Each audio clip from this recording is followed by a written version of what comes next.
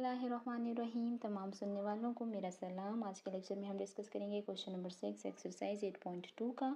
याद रहे कि क्वेश्चन नंबर 6 डिस्कस करने से पहले आपको तमाम की तमाम डबल एंगल आइडेंटिटीज़ आनी चाहिए, क्योंकि क्वेश्चन 6 रिलेट करता है डबल एंगल आइडेंटिटीज़ के फार्मूला से। ओके, अगर आपको आते हैं तो वेल एंड गुड, अगर आते नहीं तो कोई मसला नहीं। आप जाइए, सबसे पहले डबल एंगल आइडेंटिटीज़ के प्रूफ का लेक्चर देखिए, और जब दोबारा यहाँ पर आएंगे तो इंशाल्लाह ताला आप आसानी से ये क्वेश्चन सॉल्व कर सकेंगे। ठीक हो गया। यहाँ पर अगर क्वेश्चन देखिए तो use a double angle identity to find the exact value for the following expression. इसका मतलब तो ये हुआ कि आपको एक्सप्रेशन दे दिया जाएगा, आपको फाइंड करनी है एग्जैक्ट वैल्यू यूज़ करके डबल एंगल आइडेंटिटी को। ठीक हो गया। अब यहाँ पे देखें, फर्स्ट क्वेश्चन में आपको बता दिया क्या है कि साइन 15 है और कॉस 15 है। याद रखें कि यहाँ पे थीटा की वैल्यू 15 है और sine and cos trigonometric ratios हैं। अगर आप एक्सप्रेशन पर गौर करें तो आपको पता चलेगा यहाँ पर कि अगर यहाँ पर 2 हो तो आपके पास 2 साइन थीटा का फॉर्मूला बन रहा है। ऐसी बात है, कैसे? क्योंकि साइन 2 थीटा इक्वल होता है 2 साइन थीटा कॉस थीटा।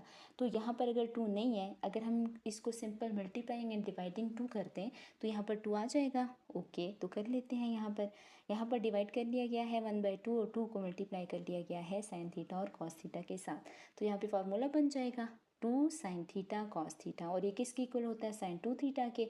तो यहाँ पे साइन लिख लेंगे 2 एज इट इज़, और थीटा की जगह हम वैल्यू पुट करेंगे 15, जो कि मैं अभी आपको बताकर आई थी। ठीक, अब 2 जो है वो 15 से मल्टीप्लाई हो जाएगा तो साइन 30 आ जाएगा। साइन 30 की वैल्यू है 1/2, जब 1/2 से मल्टीप्लाई होगा तो 1/4 आ जाएगा। इस तरह से हम क्वेश्चन नंबर 1 को सॉल्व करेंगे। उम्मीद है कि आपको समझ आ चुकी होगी। ओके, यहाँ पे डिस्कस कर लेते हैं पार्ट नंबर 2 क्वेश्चन नंबर 6, जहाँ पर हमें दे दिए गया है एक्सप्रेशन कुछ इस तरह से cos square 15 minus sine square 15। Again आप कॉस की डबल एंगल की आइडेंटिटी को अगर रिवाइज करें तो आपको पता लगेगा कि कॉस 2 थीटा इक्वल होता है कॉस स्क्वायर थीटा के और साइन स्क्वायर थीटा के। यहाँ पे याद रखिए कि थीटा की वैल्यू है 15। ओके, तो सिंपल हम क्वेश्चन को रिपीट कर लेते हैं। उसके बाद क्योंकि यहाँ पर फॉर्मूला ओपन है तो हम सिंपल क्लोज कर लेते हैं। कॉस अपनी जगह पर 2 एज इट इज़, और थीटा की जगह हम थीटा की वैल्यू डालेंगे जो कि 15 है। ठीक हो गया। तो 15 आ चुका है, 2 को 15 से मल्टीप्लाई करें 30 आता है, और cos 30 की एग्जैक्ट वैल्यू होती है √3/2।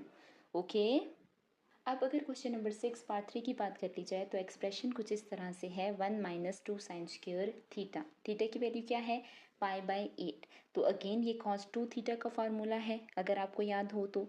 ठीक, अब ये वाली वैल्यू आपको एक्सप्रेशन में दे दी गई है, आपको सिंपल ये वैल्यू बनानी है।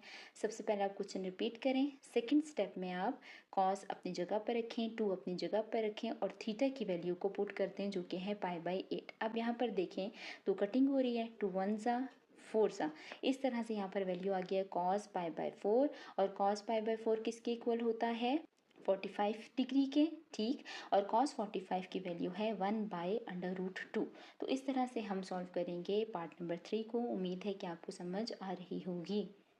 क्वेश्चन नंबर 6 पार्ट 4 है 2 cos स्क्वायर थीटा -1। अगेन यहाँ पे cos 2 थीटा का फार्मूला बन रहा है, देख रहे हैं आप यहाँ पे सब। ठीक है, फार्मूला ओपन है, हम इसको क्लोज कर लेते हैं cos 2 थीटा के साथ। ठीक, तो cos अपनी जगह पर आ जाएगा 2 एज इट इज़, और थीटा में हम वैल्यू डालेंगे π/12।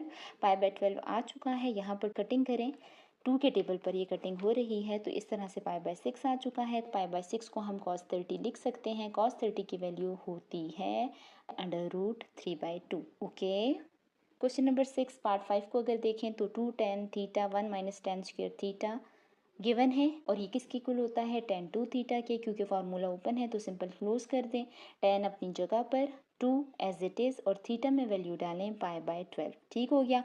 यहाँ पर अगर आप कटिंग करें तो 2 1 सा 6 सा, अब वैल्यू आ जाएगी tan π/6। ठीक, यहाँ पर देखिए tan π/6 आ चुका है। tan 30 भी हम इसको लिख सकते हैं, जिसकी वैल्यू होती है 1/√3। तो यहाँ पर क्वेश्चन नंबर 6 कंप्लीट हो चुका है।